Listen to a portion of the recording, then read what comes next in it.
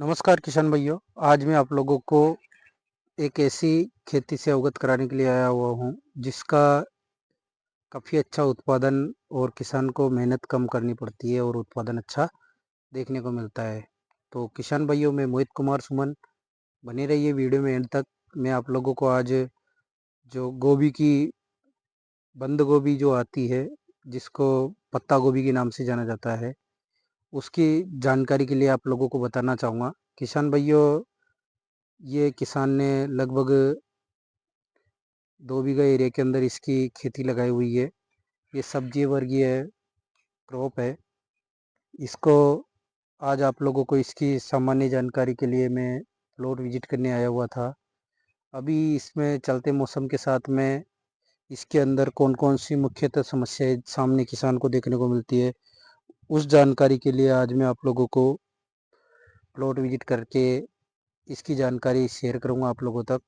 तो किसान भाइयों, हम बात कर लेते हैं सबसे पहले इसकी बेसल डोज की। तो इसकी बेसल डोज के अंदर कोई ज़्यादा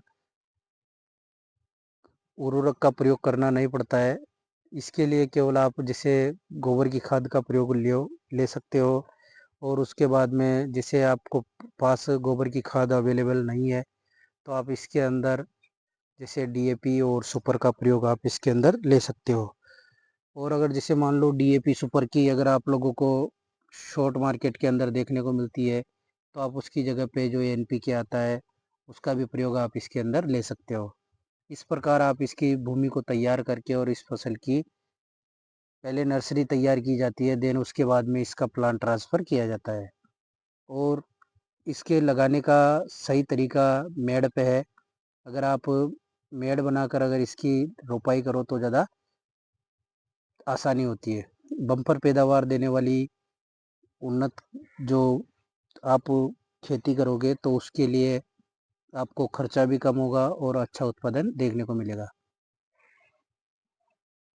आप लोगों को बताना चाहूँगा किसान भाइयों, इसमें मेजर एक समस्या आती है, वो सुंडी की, इल्ली का प्रकोप आता है। उसकी का अगर इसके अंदर आप कंट्रोल करते हो तो आपकी जो फसल की क्वालिटी है, जो इसका फ्लोरिंग फूल तैयार होगा, फल तैयार होगा, वो काफ़ी अट्रैक्टिव रहता है।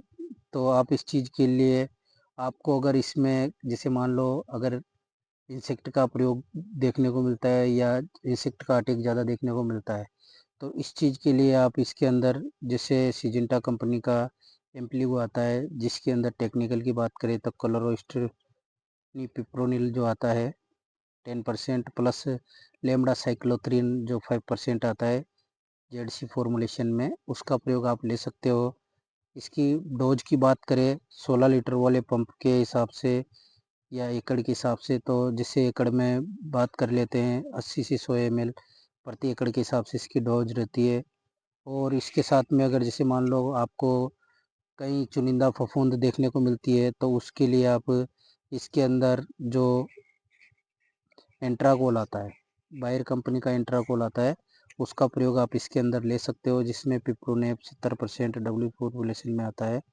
ये इसके अंदर अगर जैसे मान लो डाउनी मिल्ड्यू, डाई बैग या पाउडरी मिल्ड्यू या ब्लैक स्पॉट, कोई भी अगर ऐसे कोई समस्याएं देखने को मिलती है तो उनका नियंत्रण आप आसानी से कर सकते हो। अगर नॉर्मली आप लोगों को अगर जैसे मान लो अगर इल्ली का प्रकोप देखने को मिलता है, वैसे ज़्यादातर इसमें जाले वाली इल्ली का प्रकोप देखने को मिलता है, तो उस चीज़ के लिए अगर नॉर्मली जाले वाली इल्ली का प्रकोप देखने को मिलता है तो इसके लिए आप क्यूनाल फोस का प्रयोग ले सकते हो या फिर परफेनोफोस 50% जो आता है क्यूनाल क्यूराक्रोन, उसका भी प्रयोग आप इसके अंदर ले सकते हो, मार्केट से लेकर इसका प्रयोग कर सकते हो। बाकी इसमें आप लोगों को बताना चाहूँगा किसान भाइयों, विशेष तौर से ज़्यादा इसमें किसी भी प्रकार की समस्या नहीं आती है। पर अगर जैसे मान लो मौसम में बदलाव हो रहा है, तो उस समय आपको इसमें फफूंद देखने को मिल सकती है, जिससे पत्तियों पे विस्फोट देखने को मिल सकते हैं और एक जाले वाली इल्ली का प्रकोप।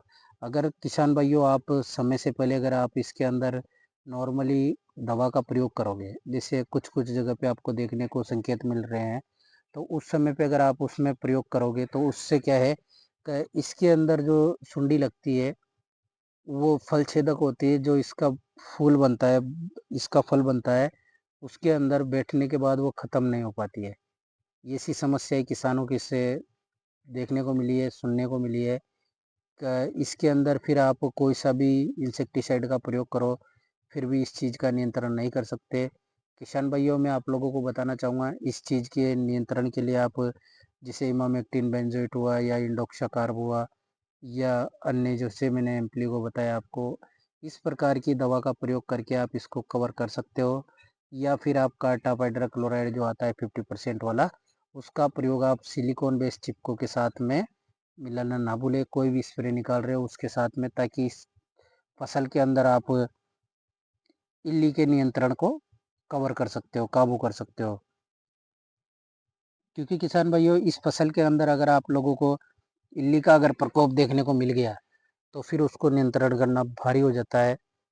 उसका नियंत्रण करना अति आवश्यक होता है, क्योंकि जब उसकी क्वालिटी अगर ख़राब हो जाएगी, तो उसकी मार्केट वैल्यू भी कम हो जाती है। तो किसान भाइयों, आज आप लोगों को इस जानकारी के अनु आप तक पहुंचाने के लिए मैं प्लॉट विजिट करने आया हुआ था, जिससे आप लोगों को बताना चाहूँगा मैं। ये किसान ने लगाई हुई है लगभग 2 बीघा एरिया के अंदर, और इसमें फल बनने की कंडीशन बिल्कुल कगार पे है। कुछ-कुछ जगह इसमें फ्लावरिंग फल बनना चालू हो चुका है। अब इसको आप अपनी मातृभाषा में किस नाम से जाने जाता है, ये आप इसके अंदर देख सकते हो। ये हमारी मैं एक्चुअल में बारां राजस्थान, ज़िला बारां राजस्थान से बिलॉन्ग करता हूँ। तो हमारे यहाँ इसको बंद गोभी या पत्ता गोभी के नाम से जाना जाता है। और जहाँ-जहाँ तक ये मेरा वीडियो आप लोगों तक पहुँचे, तो आप लोग इसको अपने मिलने वाले किसान भाइयों तक ज़रूर शेयर करें। ये एक ऐसी फसल है जिसमें कम खर्चा और अच्छा उत्पादन देखने को मिलता है।